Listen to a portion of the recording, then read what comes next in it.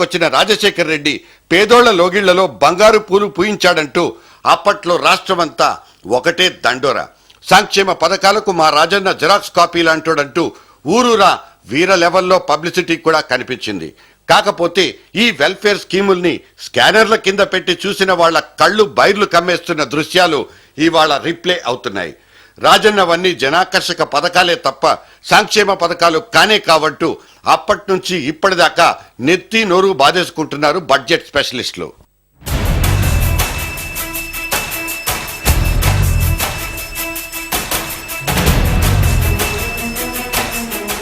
మళ్లీ ఎన్నికలు వచ్చినప్పుడు రాజన్నతో కుయ్యమంటూ కూత పెట్టించిన ఆ ఒక్క 108 సర్వీస్ తప్పిస్తే ఇంకో నికార్సైన పథకం ఆయన జమానాలో లేనేలేదు.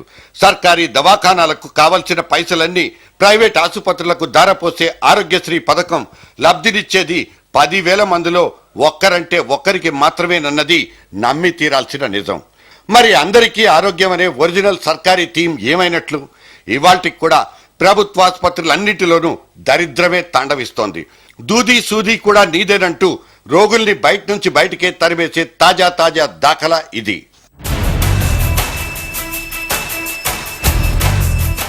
రాజన్న ఆర్భాటానికి ఆది మూలం లాంటి ఆ జలయజ్ఞం దగ్గరికే వచ్చేద్దాం. ఆయన తడుపుతానని శపథం చేసిన 1 కోటి ఎకరాలు ఇప్పటికీ ఎండిపోయి ముఖాలు వేళ్లాడేసుకునే కనిపిస్తున్నాయి.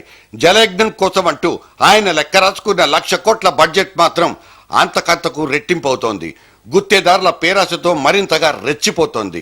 35,000 కోట్లు ఖర్చు పెట్టినా ఇప్పటికీ ఆ 1 కోటి ఎకరాల మాట సాగునీటి మూటగానే మిగిలిపోయింది. కిరణ్ రెడ్డి నోట కూడా 1 కోటి ఎకరాల మాటే రీసౌండ్ ఇస్తోంది.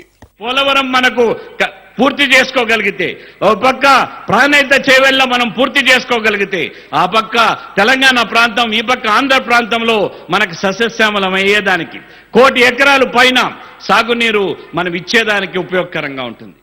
పేదోళ్లు పెద్ద చదువులనబడే ఓ కన్నింగ్ కాన్సెప్ట్ మీద రాజన్న ప్రవేశపెట్టుకున్న ఫీజు వాపసు పథకం అయితే ఇంకో భారీ సైజు ప్రహసనం.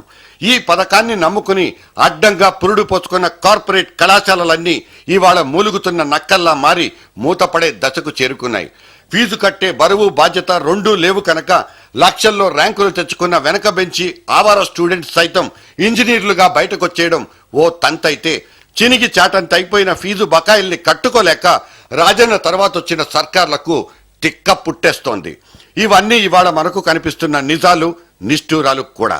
సబ్సిడీలన్నీ తడిసి మోపడై ఇలా సతాయించడానికి కారణం ఆ రాజన్న సర్కార్ తెరిచిపెట్టిన తెల్ల రేషన్ కార్డుల దుకాణాలేనన్న సంగతి కూడా ఇవాళ తేలిపోయింది.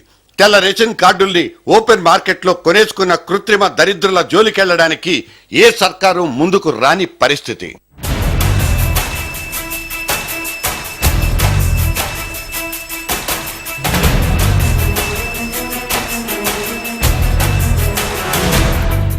అటు సామాన్యుణ్ణి దువ్వుతూనే ఇటు హైటెక్ థియరీని కూడా వర్కౌట్ చేసిన ఇంకో ఘనత రాజశేఖర్ రెడ్డి ఖాతాలోనే ఉంది.